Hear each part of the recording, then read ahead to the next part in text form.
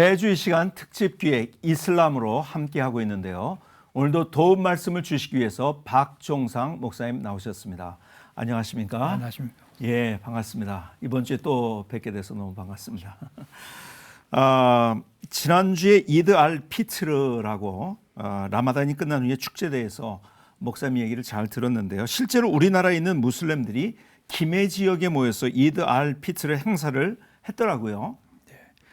무슬림들은 뭐 세계 어느 곳에 가서 살든지 간에 무함마드가 행한 것은 그대로 따라합니다. 예. 그렇기 때문에 한국에 있는 무슬림들도 이슬람의 절기의 축제가 되게 되면 아마 그와 같은 행사를 종종 하게 될 겁니다. 예. 이번에 김해에서 한 것은 이제 인도네시아 무슬림들이 수백 명이 모여서 했는데 특이한 것은 예전에 우리 교회가 썼던 예배당 앞에서 했다고 하는 겁니다.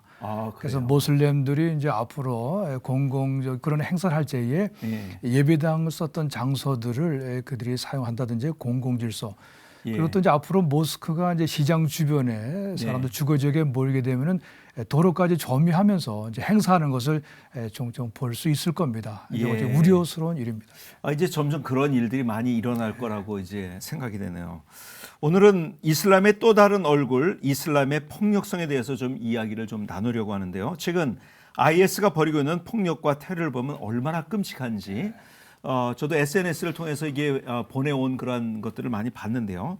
이러한 행위들을 좀 막을 수 있는 방법이 없을까요? 좀 더 정확하게 말씀드리면 이슬람 안에서는 이런 폭력을 막을 수 있는 방법이 없습니다.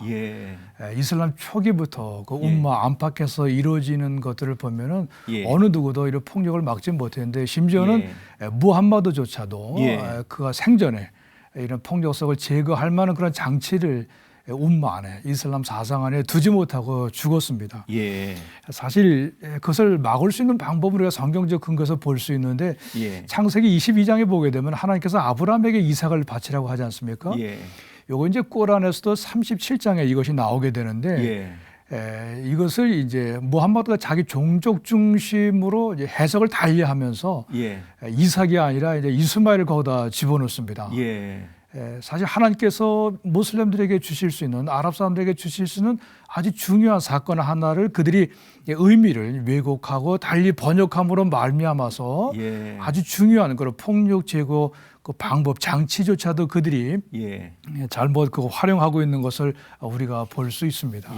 그렇군요. 사실 우리가 잘 알듯이 그 무함마드 그룹이 처음부터 했던 그 폭력성은 지금까지 계속 오는데 우리 그런 성경의 이야기를 유대인들로부터 어떤 크리스천들로부터 들었지만은 그러나 그것을 올바르게 해석 또 이해하지 못함으로 말미암아서 오늘날까지 이르렀다 그렇게 볼 수 있습니다. 그런 폭력 사용이 가능한 이유가 뭔가요? 그러면은 종교적으로 보면은 이제 이슬람의 배타성이라고 볼 수 있습니다. 저는 이슬람 공부하면서 한 세 가지를 제가 주목해서 봅니다만 첫 번째는 알라의 유일성이 있고 그다음에 이제 무함마드의 그 무소 불위의 그 절대 권력이 있고 근데 실천적인 측면에서 이제 지하드 이렇게 세 가지를 우리가 볼 수 있습니다만은 사실 이 중에서 무슬림들은 이제 생활 속에서 지하드를 굉장히 쉽게 이렇게 생활합니다. 왜냐하면 지하드라고 하는 것은 일반적으로 이슬람 공동체는 umma를 보호하고 또 umma를 확장할 때 사용하는 어떤 그 배타적인 대응 수단이 될 수 있기 때문에 지하드를 항상 손쉽게 그들이 사용합니다만 그러나 지하드에서 제가 이렇게 쭉 살펴봐도 그 이슬람 역사 속에서 공식적으로 허용된 지하드는 사실 하나도 없습니다. 그런가요? 그리고 전 세계 어느 곳에서든지 또 이슬람권 안에 umma 안에서도 안팎에서도 함부로 지하드라고 말을 할 수가 없습니다. 그만큼 지하드 개념은 굉장히 깊이 있는 것이기 때문에 반드시 지하드라고 하는 그 개념을 사용할 때는 이슬람 그 종교 지도자인 그 이맘의 지도 아래 이슬람 율법 샤리아의 그 범주 안에서 이렇게 이제 행하는 것이 지하드인데 사실 그렇게 지하드를 하기가 소위 용이하지 않습니다. 그럼에도 불구하고 이제 사람들은 지하드 이렇게 얘기하게 되는데 지하드를 그렇게 많은 사람들이 그 재창하고 또 뭐 구호로 사용하는 이유 중에 하나는 뭐냐면은 상대방을 제압하는데 지하드는 엄청난 두려움을 줍니다. 공포를 줍니다. 그러니까 그것만큼 아주 효과적인 방법이 없다고 보기 때문에 지하드를 그렇게 남발하고 있는 겁니다. 그렇군요. 무슬림들이 이것을 해결하지 못하면 이슬람은 폭력적이다라는 비판을 면하지 못할 것 같은데요. 사실 우리는 뉴스에서 지하드라는 말이 나오면 테러와 폭력 이런 걸 연상하게 되거든요. 무슬림 안에서는 그러면 어떻게 인식이 되고 있는 건가요? 제가 많은 무슬림들을 만나봤습니다. 물론 이제 제가 만난 무슬림들은 뭐 총을 들고 싸우는 무슬림들보다는 네. 오히려 평화로운 삶을 네, 추구하는 무슬림들. 온건한 무슬림들을 네. 이제 제가 만나고 좀 학구적인 무슬림들을 제가 만났는데 예. 사실 그분들 얘기는 지하드는 이게 전쟁과는 그렇게 별 상관이 없다. 본래는 멀다.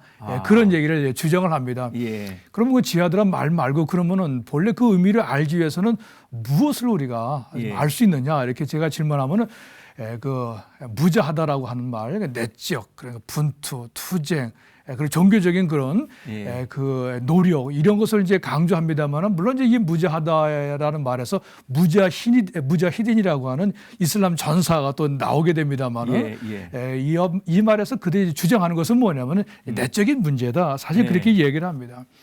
이제 그 저도 이제 공부하면서 이슬람 학자들을 이제 마울라나고 얘기하는데 마울라나들이 하는 내용들 쭉 이렇게 분석해 보면은 크게 지하드의 대상이 세 가지가 나온 것을 볼 수 있습니다. 하나는 이제 적대적 관계에 있는 원수, 그다음에 이제 마귀 사탄과 같은 악한 영, 그다음에 자기 자신과 싸우는 것을 지하드라고 얘기를 합니다.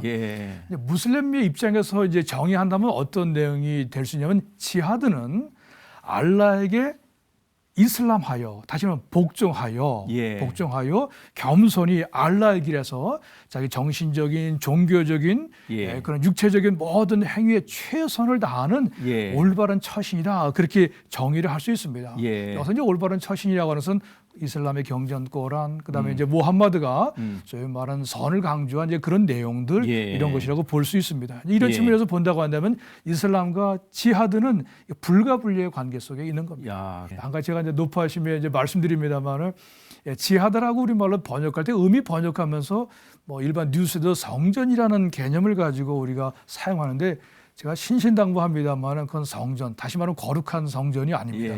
지하드는 거룩한 전쟁이 아닙니다.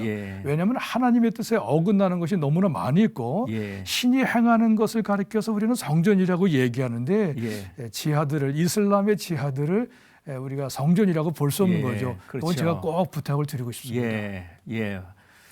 그래서 그것이 성전이 아니고 그것은 잘못된 것이다. 그래서 우리가 단어를 사용하는데도 잘 사용해야겠다. 단어 사용할 때는 그냥 지하드라고 이렇게 이해하시면서 쓰면 좋겠습니다. 오늘 이슬람 공동체 음마를 보호하고 확장하기 위한 수단인 지하드가 무엇인가에 대해서 알아봤습니다. 오늘 여기까지 이야기를 듣겠습니다. 감사합니다. 오늘 나와주셔서. 고맙습니다.